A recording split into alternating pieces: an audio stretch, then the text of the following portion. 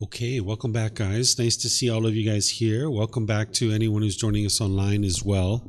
We're going to go forward with learning breathing mindfulness meditation. This is where I'm going to teach you the ins and outs of breathing mindfulness meditation. And then you guys can do a session if you'd like afterwards, if you'd like.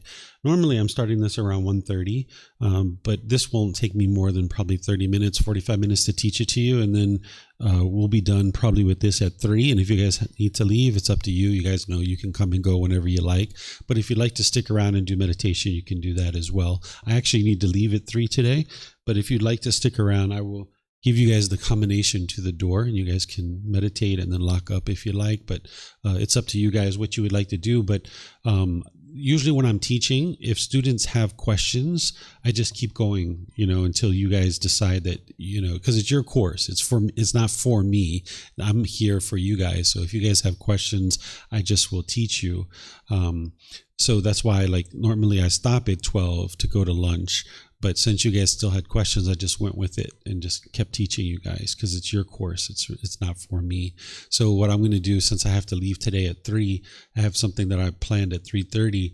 I'll just teach you guys this. And then if you guys would like to meditate, which is what I would recommend, then you can. And you can do it here, or you can do it over at the main building if you like. It's up to you guys. But you're going to need to know the ins and outs of meditation, because this is where I'm going to help you to understand the why and how it connects into the Eightfold Path. And I'm going to teach you how to actually do this, because so far you've just kind of done meditation with me 3 times at this point. But now you're going to get a chance to understand the ins and outs of meditation. And just like always, you guys are welcome to ask any and all questions that you like, okay?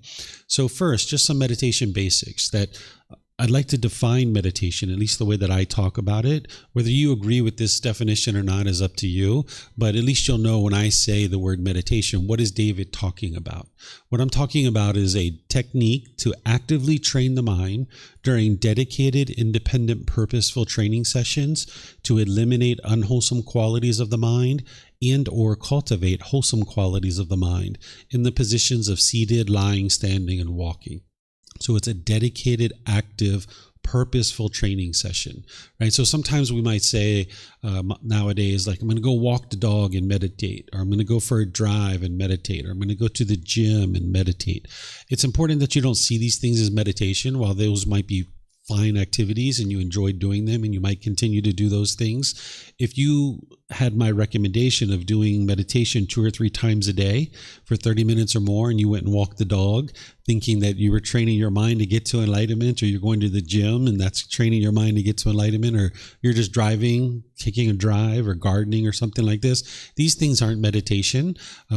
Those are gardening, that's driving, that's walking the dogs. Enjoy those things, but it's important that you don't see it as what I'm going to be teaching you here. This is a dedicated, active, purposeful training session, and you're eliminating certain unwholesome qualities and cultivating certain wholesome qualities.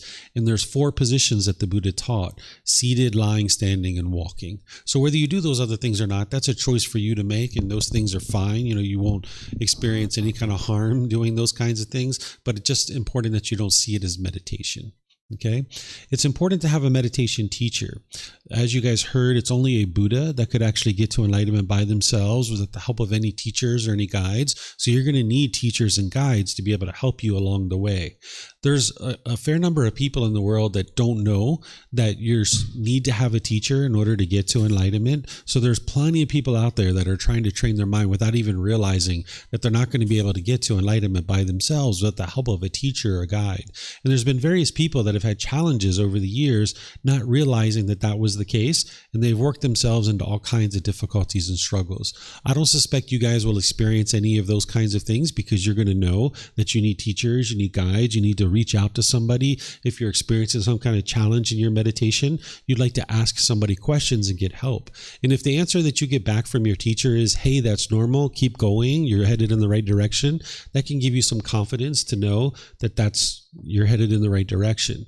But there are situations where people don't know that, and they're out there trying to do things just by reading books or watching videos and all these kinds of things, which is great about the world, that we have kind of a self-service world now where we have YouTube videos that can teach you everything and anything under the sun. But in terms of getting to enlightenment, there's no book or video that you could just watch and help you get to enlightenment. While you need those things to bring in the teachings, you're going to need a real live person to ask questions to. So I suggest you have a relationship with somebody that you can get answers to your questions. And whether you consider that person to be me or somebody else, it's up to you to decide. But just know that you can always reach out to me, whether it's now during this period of time or any time in the future. There's no expectation of me for anything whatsoever.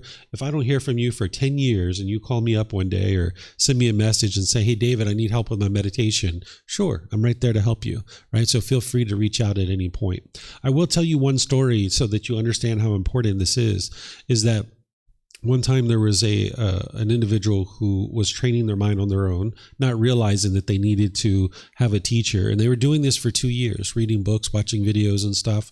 And they worked themselves into a really difficult situation.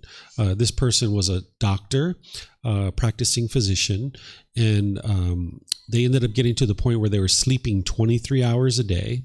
They were having suicidal thoughts.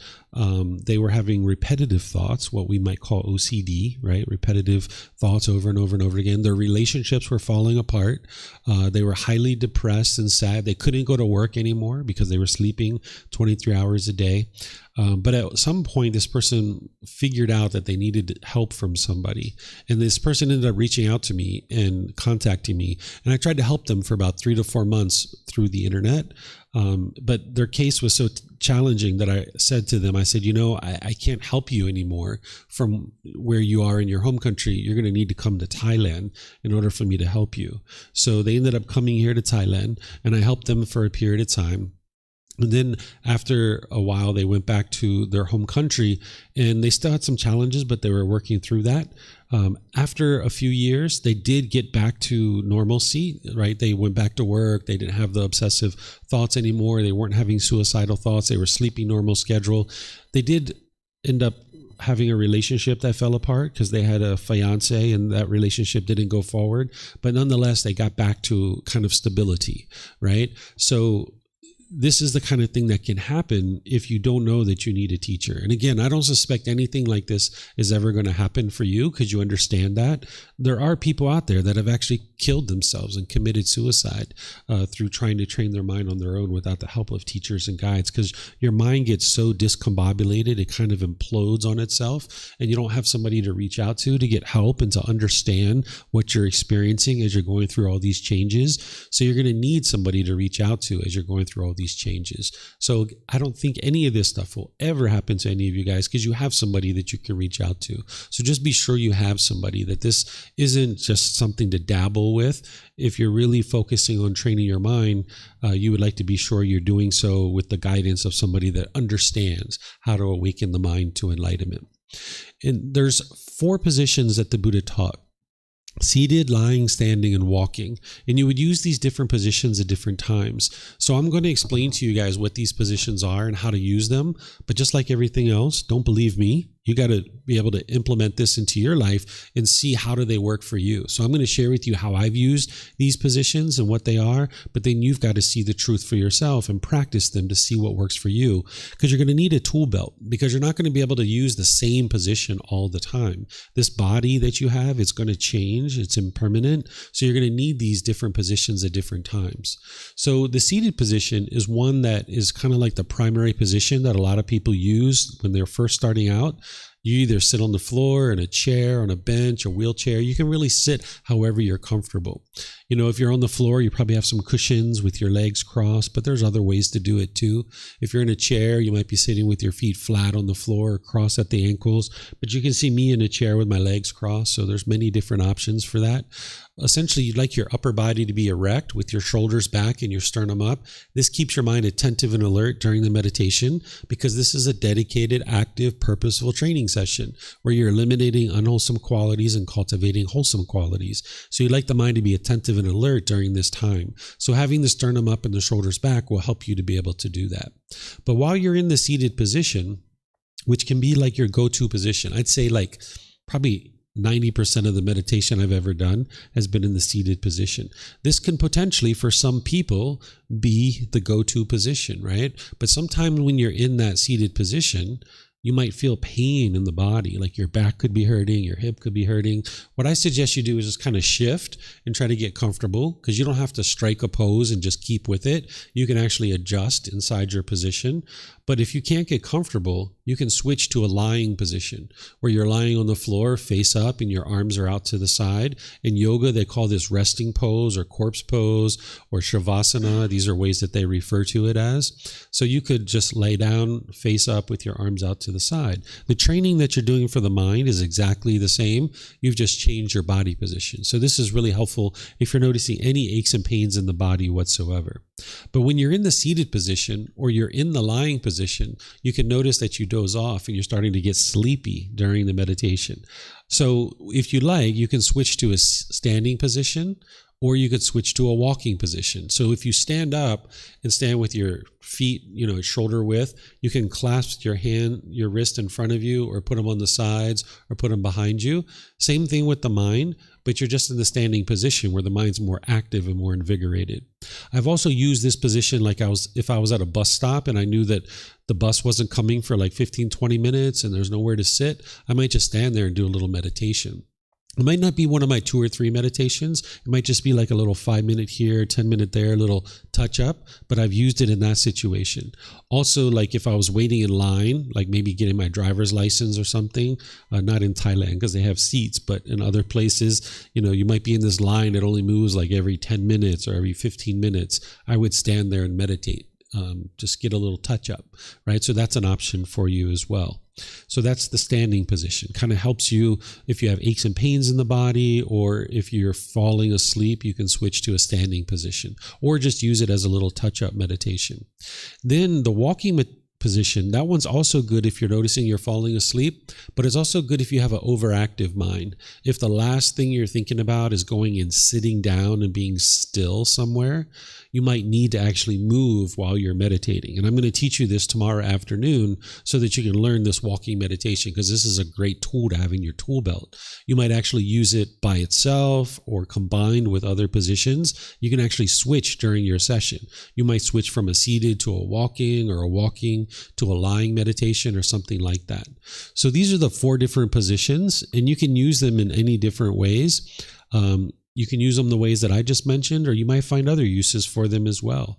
Like the lying position, one time I had a motorbike accident and I was in the hospital hooked up to an IV, and there was no such thing as a seated position at that point because my legs were all banged up. I couldn't even cross my legs. So I just sat there with the IV in my arm and just kind of meditated in the hospital bed, right? So you can use it in those situations too. So you'll be pleased that you have these positions. As your body's changing, you'll know how to use them at different times, like a tool belt. So do you guys have any questions on the meditation basics? Assuming the standing and walking, your eyes are open. Yeah. So not with the standing. With the walking, yes, your eyes are open because you're moving around. But with the standing, you can just stand with your eyes closed. Mm-hmm. Could you guys use the mic? Yeah. So, sorry. Also, for the seated meditation, I think sometimes people have this anxiety about seated meditation if they're not sat on a cushion, they're not doing it properly. But for me, often when I'm at home, I find it much more comfortable when I'm on the sofa, because I'm just not used to sitting cross-legged for a long period of time. So it's okay it's not a problem to sit on the sofa. No, because you're not training the body, you're training the mind. So you would like the body to be comfortable. You're going to hear me talk about this in a minute, that you'd like to hear the body to be comfortable so that you can go through and access the mind. If the body's in pain, the mind's just going to be feeling pain. So you're not going to be able to train the mind to eliminate unwholesome qualities and cultivate wholesome qualities. So sometimes people teach these very rigid meditation positions, but the Buddha never did that. It's really whatever is comfortable for you. Mm-hmm. I was doing some research online last night to try and find a temple or a community around where I live so I could find a teacher. but predominantly most of them in the Victorian Buddhist temples and communities are Chinese speaking. So I'm just trying to work out how I find a local community and a teacher in my area. It's challenging because there's not too many places that are learning with the original teachings of the Buddha. So the way that I've set up is people can learn with me from anywhere in the world, with Zoom and YouTube and Facebook and all these things. So you're always welcome to reach out. And if you're coming into classes a little bit early, you'll see people coming into Zoom and you'll be able to chat and have relationships and stuff like this. So you don't have to go to a physical building, and you don't have to have physically be in the same location as your teacher. There's students that have been learning with me for multiple years. They've never met me face to face, only online. And they're probably in the first or second stage of enlightenment already after just a couple of years. So, you can make a lot of progress nowadays. It's not dependent on being in the same location. Like during the lifetime of the Buddha, if you weren't living near the Buddha, there's no way for you to learn because they didn't have the internet. Where today we have this ability that you shouldn't feel like you have to find a physical community to be part of, because you can be part of this international community through online. Mm-hmm.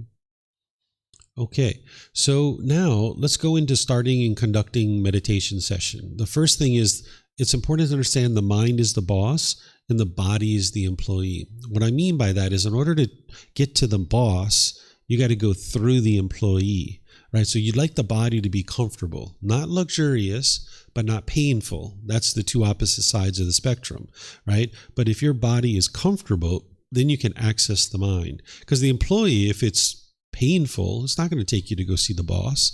But if the employee is luxurious, it's not going to take you to go see the boss there either, right? It's only when the employee is comfortable that it's going to take you to go see the boss. So you'd like the body to be comfortable. The Buddha teaches, when you see his instructions on meditation, he says, set up mindfulness in front of you before you start meditating. What he's talking about is bringing awareness of the mind, that you need some awareness of the mind before you ease into meditation. Because now you guys know what mindfulness is, right? It's awareness of the mind. So instead of just plopping down into meditation, you'd like to bring some awareness to the mind, kind of gather your thoughts. So if you're rushing in and jumping into meditation, you're not going to get the same benefit as if you ease the mind into meditation with bringing some awareness of the mind. So that's why I taught you guys chanting yesterday. That's a great practice for that. What I suggest you guys do is you practice that for multiple weeks before you decide whether or not you're going to make it part of your regular practice or not. Because whenever you implement something new into your life, your mind's going to typically reject it because it doesn't like impermanence, doesn't like change, right? So if the only way that you're going to have an impression or an understanding of whether this is helpful for you or not is to do it for an extended period of time, right? So anytime, not just chanting or any aspect of life, if you try it for the first time and your mind's like, I don't like that, that's not a reason to turn away from it, because there's some craving, desire, attachment that's causing your mind to not like that particular thing. So you'd actually like to expose the mind to those kinds of things. So when you're trying something new, because the mind does not like change, it doesn't like impermanence, it will typically reject anything new. So the way that you overcome that is you try this thing for several weeks and see what impact it has for you. And then you can make an educated decision on whether or not it's actually helpful for you or not. So that's what I suggest you guys do with the chanting, is really practice it for a few weeks before you make a decision. And then if you ultimately decide not to include the chanting in your practice, then have something else that you're doing in order to set up mindfulness in front of you. Because as you guys heard me share yesterday, you don't have to chant to get to enlightenment nowadays, where during the lifetime of the Buddha you did. But you do need to set up mindfulness in front of you before you meditate. That's something that you need to do in order to get the benefit. So whatever you decide to do, that's up to you. I gave you a tool like chanting to help you, but you need to decide for yourself whether that's something you would like to incorporate or not. In terms of your time, frequency, and schedule, let me ask you guys a question. Is it possible to meditate at exactly the same time every day? No? Why not? Impermanence, right? You just know right away it's not going to happen. It's impossible, right? So if you tried to schedule in your calendar that you're going to meditate every day at 8 a.m., it's not going to happen, right? So the Buddha didn't meditate at exactly the same time every day. You know how I know that? Because watches weren't even invented 2,500 years ago, right? So if there's anybody that comes along in your life and says, oh, you got to meditate at 3:30 a.m. every day, that's the best time to meditate, you're going to get the most benefit out of that. I can assure you there is nothing special happening at 3:30 a.m. that's going to make your meditation any better or any worse if you meditate at that time. Because the Buddha didn't meditate at 3:30 a.m. every day because he didn't even know what 3:30 a.m. was, right? Because it didn't exist. They hadn't invented watches yet. So when you read the teachings of the Buddha, he says that he meditated morning, middle of the day, and evening. So essentially he had these anchor points, right? Somewhere in the morning, you wake up, you kind of meditate somewhere in the morning, and somewhere in the evening, you have these anchor points. And then maybe you get a middle of the day meditation. What you're going to notice is frequency is more important than duration. So if it's a matter of one meditation for 30 minutes or 2 for 15, the 2 for 15 is going to be more beneficial. And then just gradually expand that. You won't get to enlightenment with meditating once a day. It just isn't going to happen. You're not going to see as much progress as you need. So gradually build up to 2 or 3 for 30 minutes or more. And if you're right now meditating 5 or 10 minutes, that's okay. Just do those and then just gradually expand them. I don't know if you guys noticed, but I've been gradually increasing our meditation each time. The first day we meditated, it was like 12 minutes or so, 15 minutes. Today I expanded a little bit longer. We're like at about 20, 22 minutes now. By the time we get to the end of the course, you'll be up to 30 minutes. Even though some people, it takes them, 6 months, a year, 2 years to do that. You'll get a sense of what 30 minutes of meditation is like by the end of this course because I'm slowly building you guys up to 30 minutes, right? So you'd like to build up to that. And you'll notice that the frequency is more important than duration. So, even when say you're meditating once a day now, well, if you get that second one in there, even if it's just 5 minutes, just do it and then just gradually expand it from there. What you're going to notice is that some people will teach you to meditate with an alarm. I don't suggest that you do that for as much as you can, where if you set an alarm during your meditation, one of two things are going to happen. You're going to be in meditation thinking, is it time yet? Is it time yet? Is it time yet? Is it time yet? This is the craving. The mind's longing and yearning, and you're trying to get rid of that, right? So if you're doing that, that's actually working opposite of what you're trying to do. Or the other thing is you're going to be deep in meditation, getting all kinds of benefit. Oh man, I shouldn't have set my alarm, right? So where you don't have to, it's best to not set the alarm. But of course, some days you're going to be on your way to work and you're going to need to set the alarm because you only have 20 minutes that you can meditate. If you did anything longer than that, you're going to be late and it's going to produce unwholesome results for you at work. So if you need to set an alarm, go ahead, set the alarm, right? But if you don't need to, like on the weekend or in the evenings, go ahead. No need to set the alarm. You can just go into meditation, meditate, and for as long as you can meditate, then just come out of your meditation. The way you track this is about once a week, look at your clock. So what you do is you look at the clock before you go into meditation. 9 a.m. You meditate, and then when you're done, 9:15. Okay, I was meditating for 15 minutes. Next time, let me try to make that a little bit longer. And you just check in like once a week and kind of see how you're doing. That's the way to make sure you don't encounter either of those two things. Let me finish all this and then I will answer questions.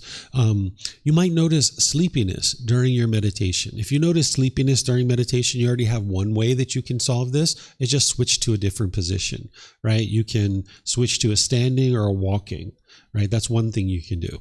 The other option is just get some sleep. You might notice that when you start doing some meditation, that your mind is kind of like a dry sponge. It's like, finally, he's giving me what I've been wanting all along, or she's giving me what I needed all along. Oh my goodness. And you might notice your mind has a tendency to sleep more readily, even during meditation, but outside of meditation as well.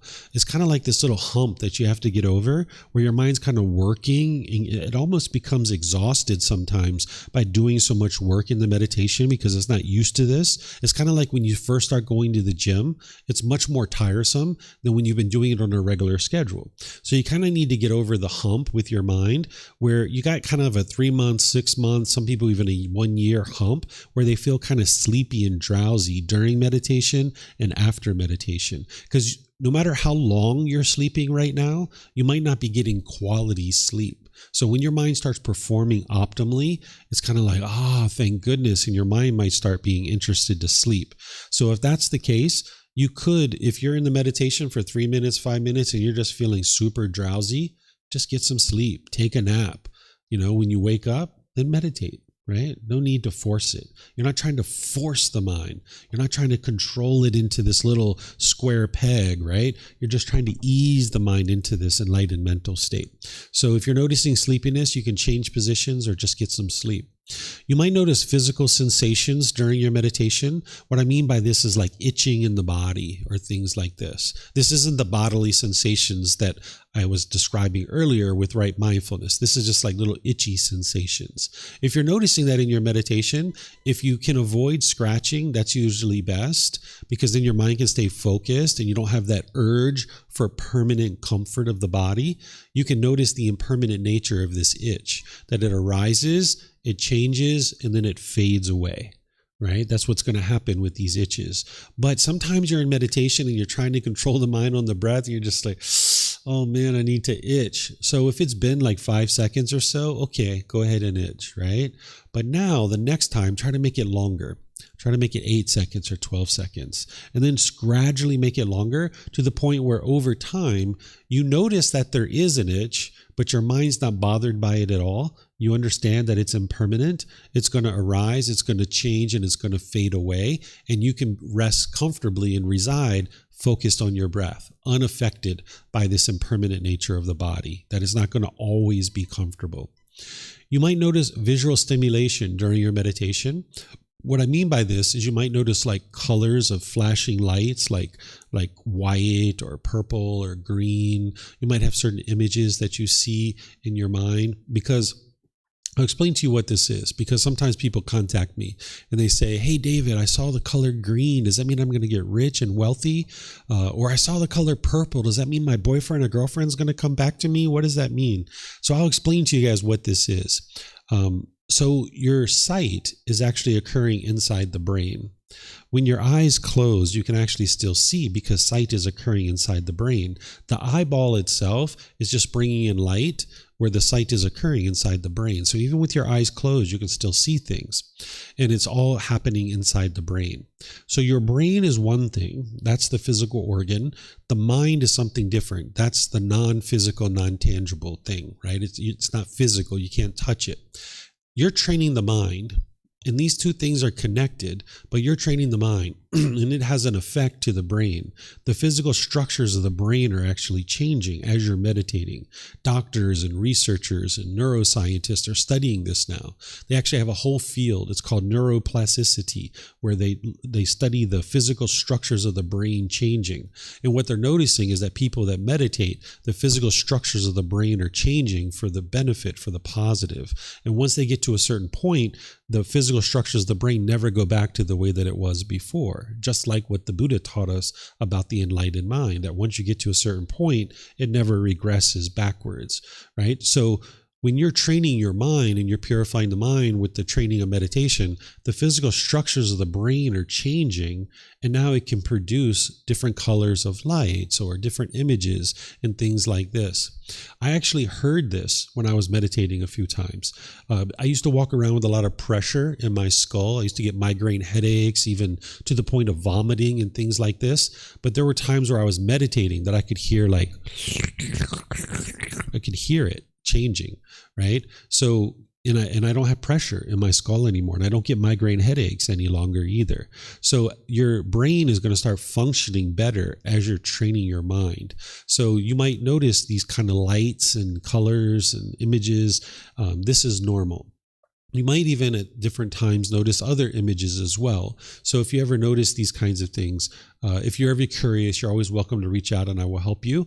but you can have a heads up that you're not special. Your boyfriend, girlfriend's not coming back to you necessarily. It's decisions that are going to lead to those kinds of things. It's not just meditating. So the physical brain is going to be changing, and this is a good thing. This is a very positive thing. This is helpful. The body's going to start functioning better because the mind's functioning better. Because when the boss is doing well and feeling great, the employee is going to function better, right? Then lastly, you might have been taught to meditate with external stimulus. This is like beads or candles or incense or music or phone apps or things like this. If you've been meditating that way up to this point, that's okay. That's where you're at now. But I'm going to suggest that you start to eliminate those things because the mind can get attached to them and hold on to them. There's only 3 things that you actually need to meditate, which is the body, the mind, and the breath. You're going to have all 3 of these things with you for the rest of this life. The body, the mind, and the breath. And if you have those 3 things, you can meditate. And the beauty about stripping your meditation practice out, where you only need the body, the mind, and the breath, is that no matter where you are, you can meditate. If you're on a 3-day mountain trekking tour in the remote mountains of Chiang Mai, and you're like, wow, this jungle is really interesting. Look at that poisonous snake over there. Look at that tarantula over there. I think I'd like to do some meditation. You can sit down and meditate, right? No big deal, because you got your body, your mind, and your breath. But if you have that special candle or that special beads, you can't meditate now. Right? Because you don't have it with you. Your mind's attached to it. It's like going to the gym without the music. The mind doesn't want to do that, right? Or maybe you're at a park someday and you're walking around the park and you're like, wow, this is a lovely, beautiful park. I'd like to sit down and meditate.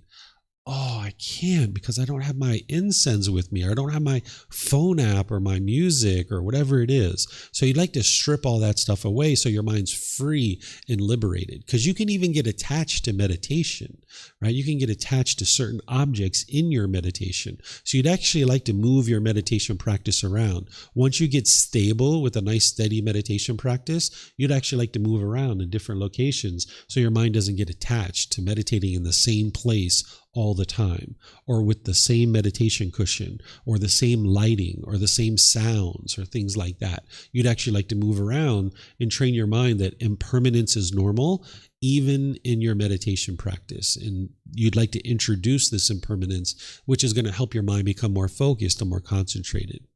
So do you guys have any questions on starting and conducting your meditation session? Yep. It's Simon, right? Yeah. Mm-hmm. So for the last few months, I was been, like probably a lot of people have been doing. I was using the Headspace app. I found it helpful, definitely. But a couple of questions. So for me, I don't know. I kind of think of it as a little bit like scaffolding at the moment, which is why it's so cool to be here to actually learn how to meditate. So I find it's been helpful. But two things they do in the app which is nice. At the beginning, they'd like do a body scan, which is, which I found has been useful for me because, for example, I was usually pretty relaxed in my body, but sometimes in my thighs they'd be a little bit tight, or sometimes my tongue, actually. That was an unusual one. But now I'm not like that, so I feel there's been value in that. And also in the meditation too, they get you to count. So it's breathing in 1, breathing out 2. Mm-hmm. And that's been helpful, but I feel that that's a little bit distracting too. So I just wondered what your thoughts were on everything that I said. So the counting is something that people will do, and it's not allowing the mind to let go. The mind's still holding on. So whatever thought you would have had, it's just being replaced with this number. Here in Thailand, they'll do pu to, which means the Buddha, right? All of this isn't actually allowing the mind to let go. So the Buddha didn't teach any of those things. He just taught you to focus on your breath. And when the mind moves off the breath, you cut that off and let it go. I'm going to show you his words here in a moment where he talks about cutting off the thoughts in the meditation. And he never taught the body scanning either, even though this is very widely taught. in the world. He never taught those kinds of things. And what's important is to get as close to what the Buddha did as possible, because that's what's going to actually lead to your enlightenment, is whatever he did. That's what's going to lead to your enlightenment. So if you're doing any of these kinds of things now where you have phone apps or music or incense or anything like this, the way to eliminate these is just like I was sharing with the music, is gradually. That if you try to make too many abrupt changes in your practice, the mind typically doesn't like that. It revolts. So let's just say I was like listening to music during meditation now, and I do that every session. I would do one session with it and one session without. One session with it, one session without. Do that like a week or so. Then I do one session with it, 2 or 3 without. One session with it, 2 or 3 without. Let the mind adjust to that.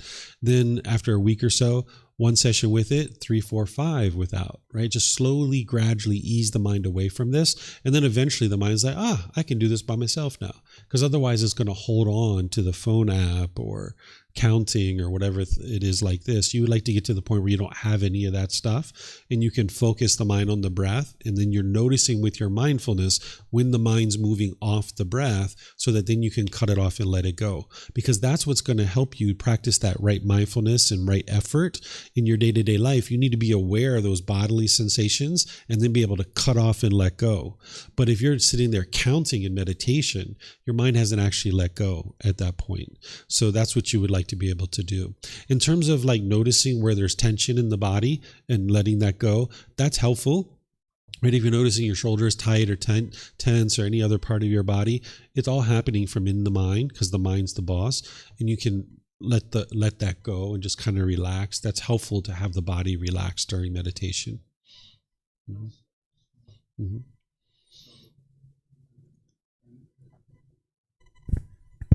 I sometimes use earplugs when I'm meditating, but I don't feel a desperate need to use them, so I'm quite capable of not using them. So there's the fact. So if I'm meditating and I don't have them, it's not a problem for me. I like to use them. So is the fact that I can use, I like them, but I can also, is the fact that I don't feel this desperate need to use them, does that mean that it's okay to use them?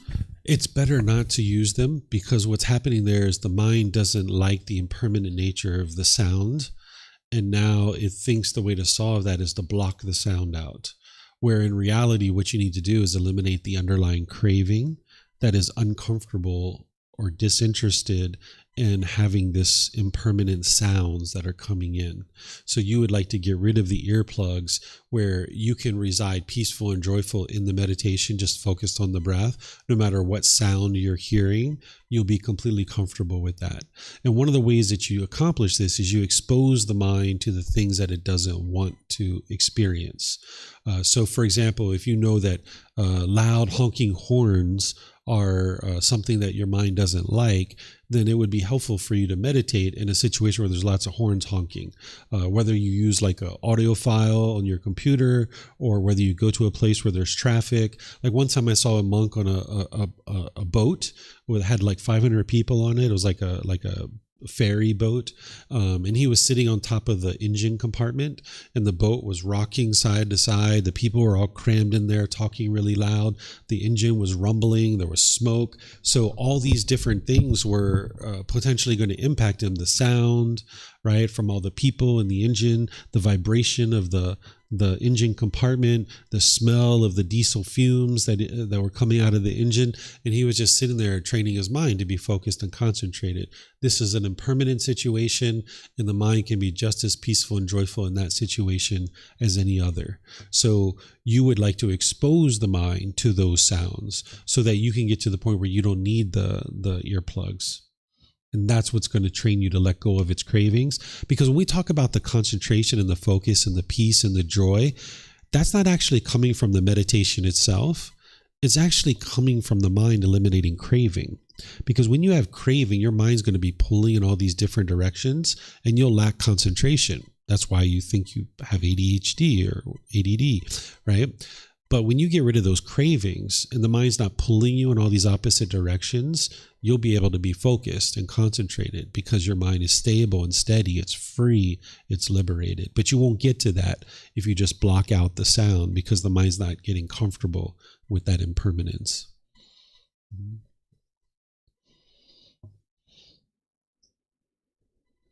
the practicalities of meditating inside the temple. So where I was staying, one of the women took me over to the temple, and I've taken my shoes off and I've accidentally stood on the lintel as I've gone into the temple.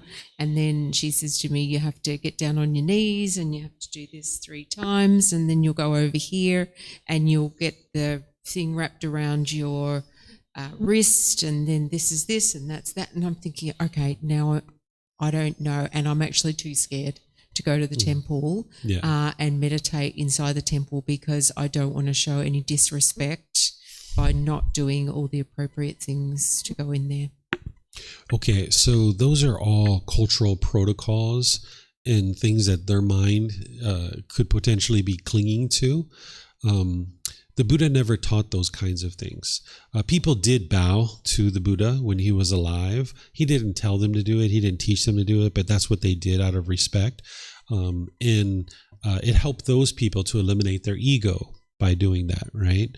And they respected the Buddha highly. And his ego wasn't existing, it was gone. So he wasn't becoming conceited just because people were bowing to him.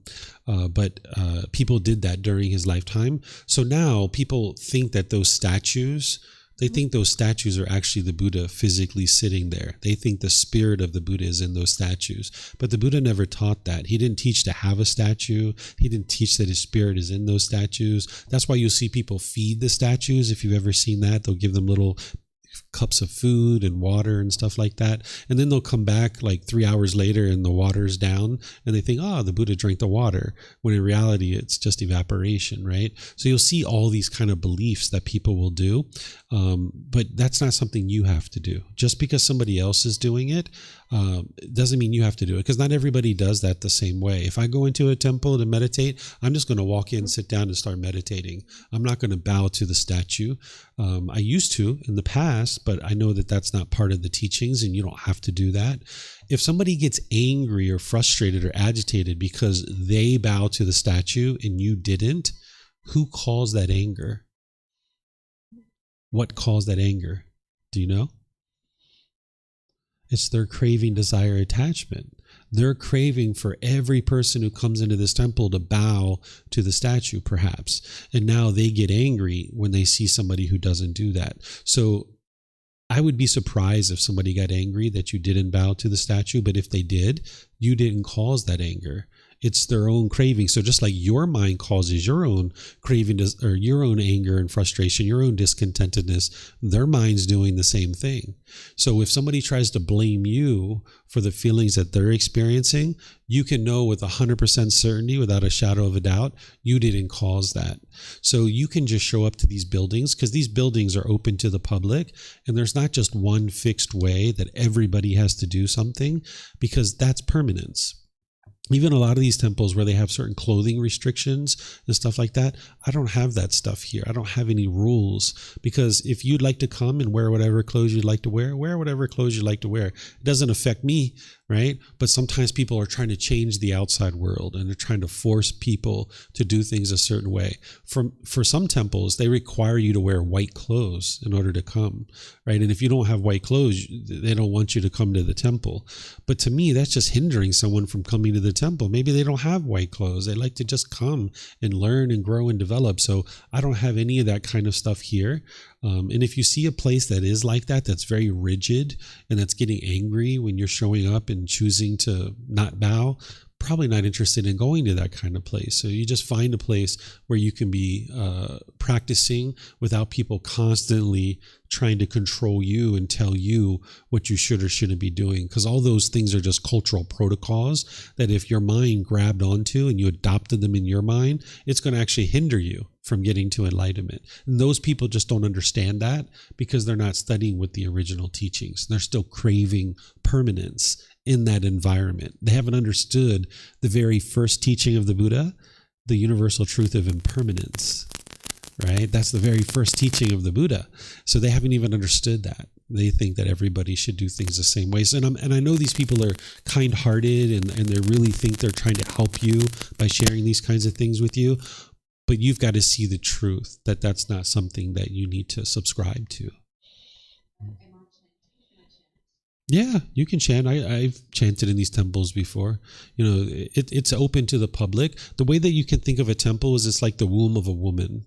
That's the very best place for a being to grow into an actual being, is inside the womb of a woman. It's the best place to grow and develop, right? So the temple is like that. It's like a womb of a woman, and we all create that womb by coming together and donating our time, effort, energy, and resources. And now there's this womb that you can enter into and exit out of. You guys go in and out every day, where the ordained practitioners, they live inside that womb.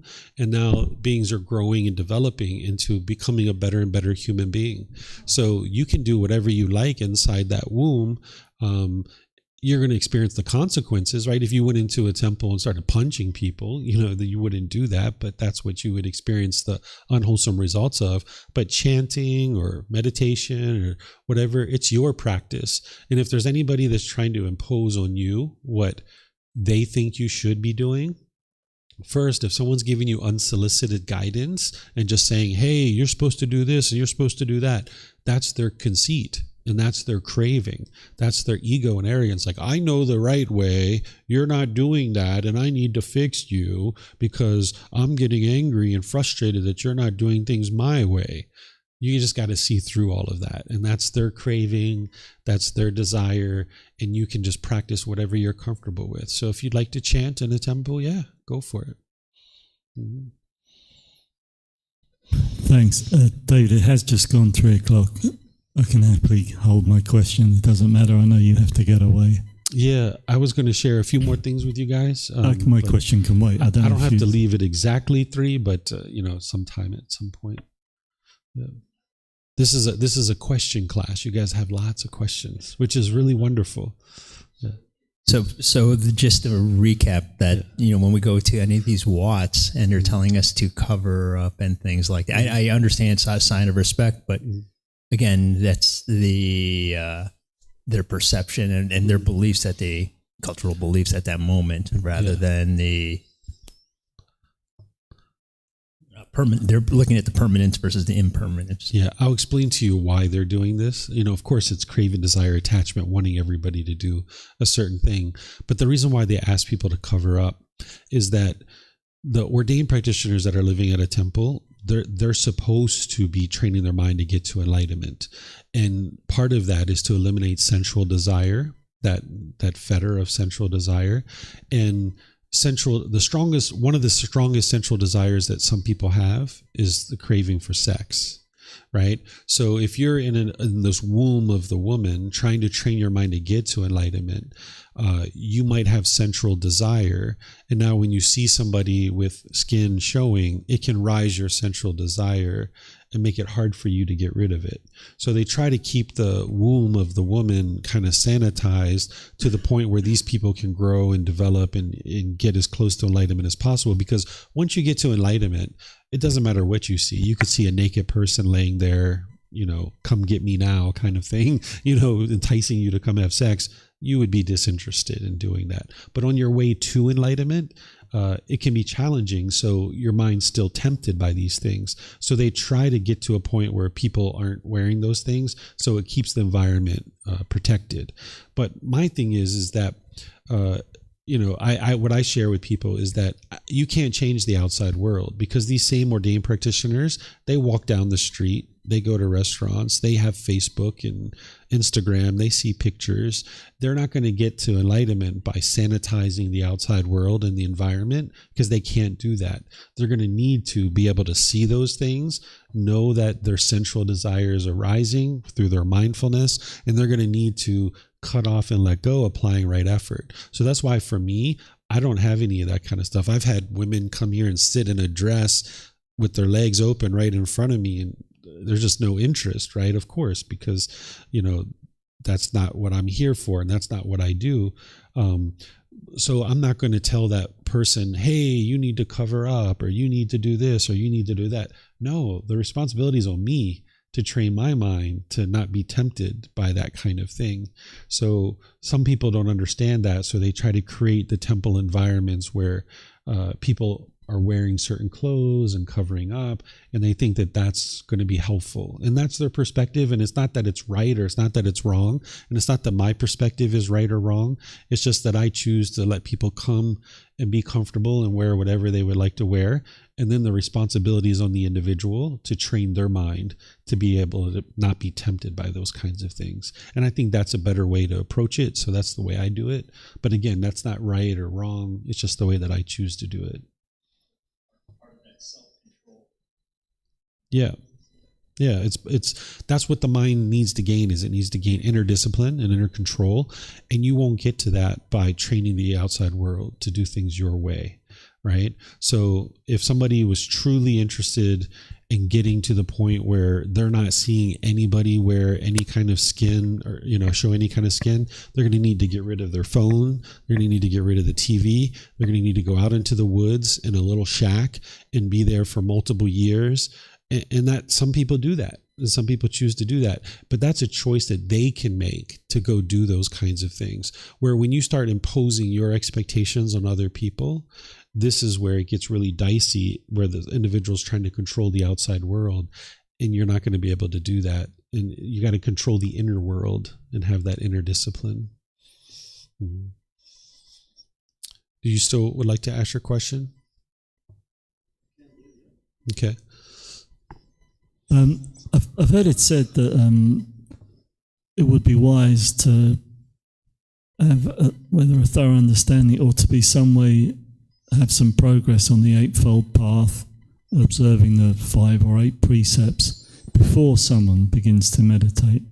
And I think to myself, well, if someone's living really unskillfully and they sit to meditate with a completely untrained mind, it's easy to see how that could be.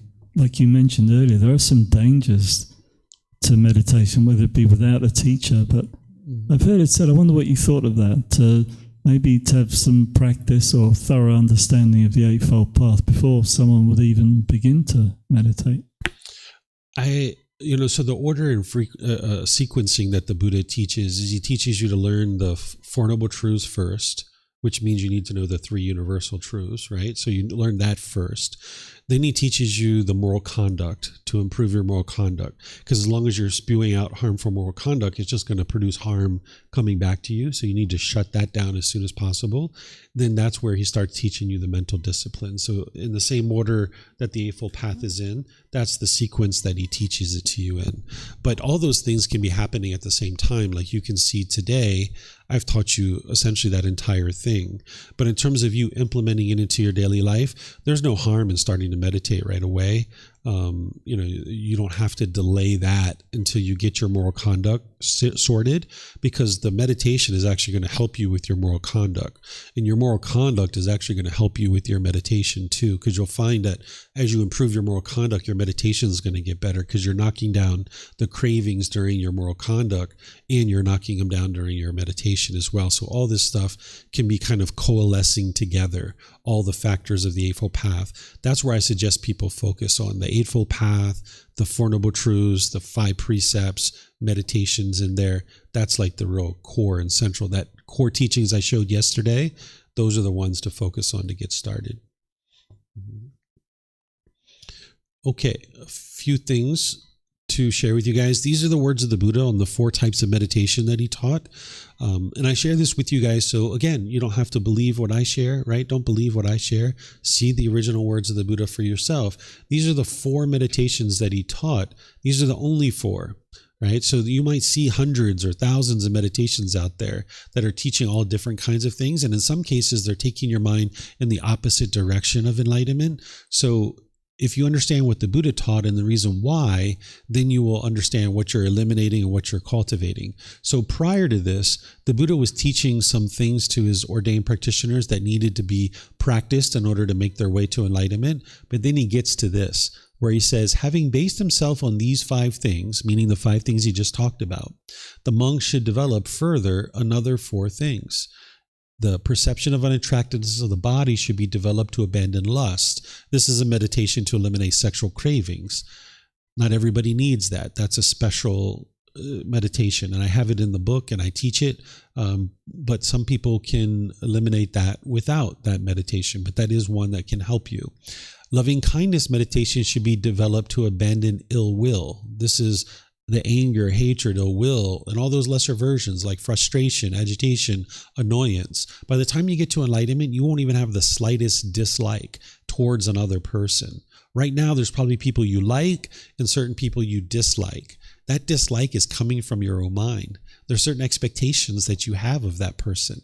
And if they meet your expectations, you like them. But if they don't, you dislike them, right? So it's actually coming from your own mind. You can eradicate that where you just love everybody and you understand everybody's different and that everybody's going to do things your way. So this loving kindness meditation is going to eliminate your anger, hatred, ill will, and all the lesser versions towards all beings, not just others, but yourself as well. If you have a negative inner dialogue that you're degrading and diminishing yourself, that's going to help you to get rid of that. So that can be very defeating if you have that in your mind.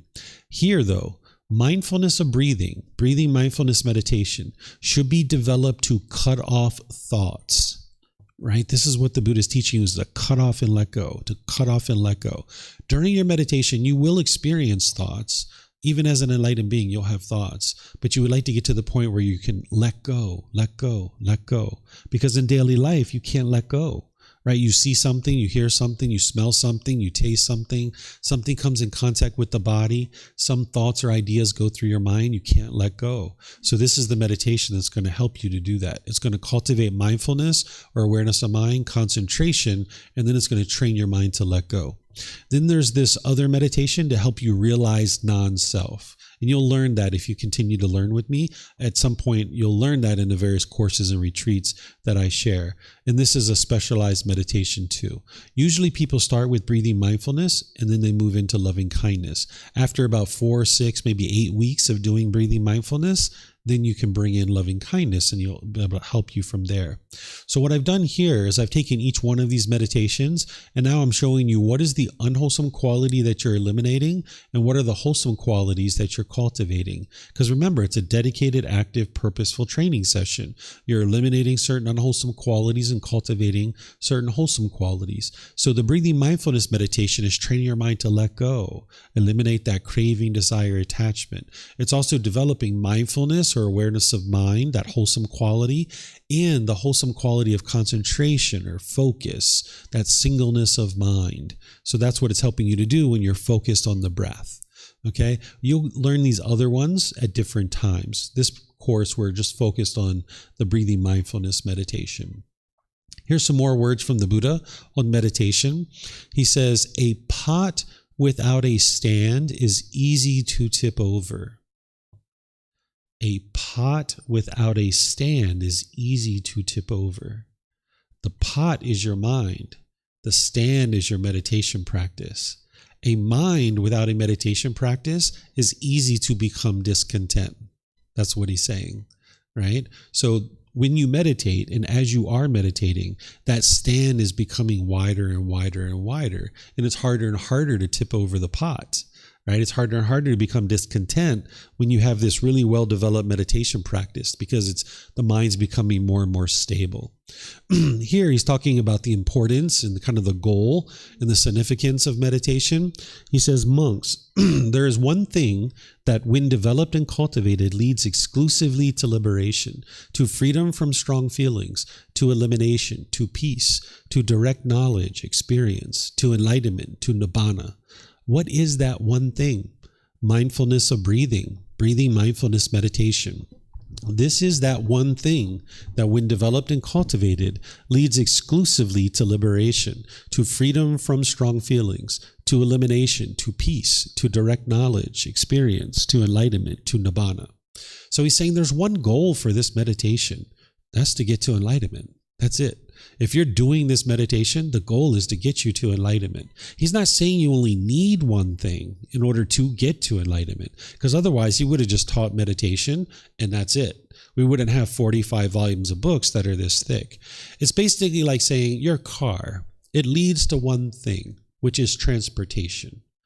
That's what it leads to. Your car leads to transportation. But you need more than just transportation to survive in this world, right? So it's the same thing as this meditation. It leads to one thing, which is enlightenment. That's the goal. That's the objective. That's what it's going to do for you. But there's other things that you need besides this meditation. So this meditation is to help you get to enlightenment, along with all the other things. So in terms of doing your meditation session, you would like to focus on the breath, either the sound coming into the nose or the sensation of air moving over the skin. Then as thoughts arise, you'd like to cut them off and let them go. Notice them sooner and sooner and cut them off easier and easier.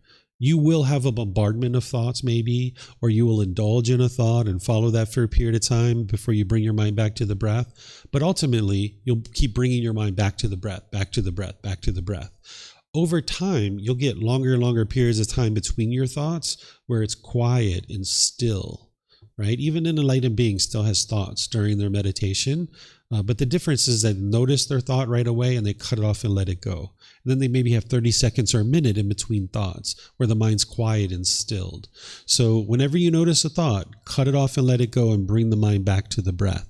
The goal isn't to eliminate your thoughts, but it's to let them go when they have arisen. So that way in day-to-day life, when you're noticing that anger arising, you can let go. When you notice the jealousy arising, you can let go. When you're noticing the guilt or the stress or the shame, you can let go. You notice the embarrassment or the shyness, you can let go. But if you haven't trained your mind and regularly in meditation, your mind wouldn't be able to do that. Okay, so this is the way that you actually do the meditation. And you guys are getting plenty of practice with that in our class. Any questions on that? No? Okay. So one more thing from the Buddha, and then I'll kind of finish up there. The Buddha says, meditate, monks. Do not be complacent, lest you regret it later. This is my instruction to you. Meditate, students. Do not be complacent, lest you regret it later. This is my instruction to you, right? So what he's saying is that when you're angry, when you're frustrated, when you're stressed and feeling anxiety, you're going to regret having not meditated because your mind was complacent. This is the only thing you'll ever find from the Buddha where he's kind of like, all right, come on, like, let's go. Come on, meditate. This is as strong as it gets, right? So he's not trying to convince you of anything or force you to do anything. He's just reminding you that you're going to be regretting it later when you don't meditate, right? One time my son came to me at like 11 p.m. at night in my room, and he's like, Daddy, they showed this horror movie at school today, and I can't sleep. I can't get it out of my mind. And I said, have you been meditating? He said, no, I haven't been. I was like, just like the Buddha said, you're going to regret it later, right? So his mind couldn't let go. He couldn't let go of those thoughts, right? So that's what the Buddha is saying here. It's very true. You'll regret it later. One of the things that I say is never give up. Don't ever give up on your meditation practice, no matter what you're doing, what you're experiencing. Because if you give up, it's like saying, I'm just going to be angry the rest of my life. I'm just going to be stressed and frustrated the rest of my life. That's no way to live life. Your meditation isn't going to be determined based on whether you meditate today or not. Your meditation, your enlightenment is going to be determined based on if you miss meditation today, what do you do next? Right? In order to get to enlightenment, you're going to need to string together multiple years of meditation. Right? It's not about whether you meditate today or not. Because if you take this recommendation of 2 or 3 times per day for 30 minutes or more, let's just say that's 60 times to meditate in a month.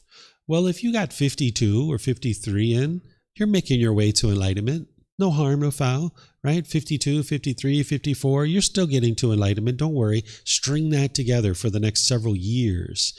That's what's going to produce enlightenment for you. So if you miss a meditation, don't worry about it. Just get to it the next time. So that's why if you have 2 and you miss your morning one, sometime in the afternoon, you're like, I forgot to meditate this morning. I'm going to make sure I do that tonight. Right? So no harm, no foul. You don't have to feel guilty or shameful. Your meditation practice is impermanent. You're going to miss meditation occasionally. But if you can string together multiple years of meditation, you're going to make your way slowly but surely to enlightenment. So don't ever give up. One time I thought I had given up on meditation. I went away from meditation for like 2.5 years. It was probably the worst 2.5 years of my life, but ultimately I got back into it, right? So you can choose to not do that. Don't go through the struggles that I went through. keep consistent with your meditation. Okay, so you guys have any questions on anything here? Let me see if we have anything online.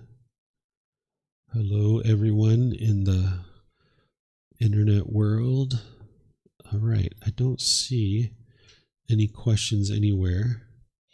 Okay, so it's now 20 minutes after 3. As you guys know, we usually finish up at 3. So normally what I would do is I would guide students in a meditation from here. But what I'm going to do is just invite you guys to do that on your own. This is actually really helpful for you, that you understand your teacher is impermanent, that you're not going to always have guidance from your teacher. So if you'd like to meditate here, you guys can let me know. I'll give you the combination code so you can lock up and close up. Or if you guys would like to just relocate to the big building over there and meditate and I'll lock up, you can do it that way. But I do suggest that you do some meditation today, because you did one this morning, and then getting one this afternoon would be really nice for you. And then, of course, this evening, too. If you'd like to kind of build up your meditation practice, you can get, 3 in per day. And now you kind of get this momentum coming out of this course into next week. So if you would like to do that, you're more than welcome to. So you guys can just let me know how you would like to do that, and I will let you know the combination and all that kind of stuff.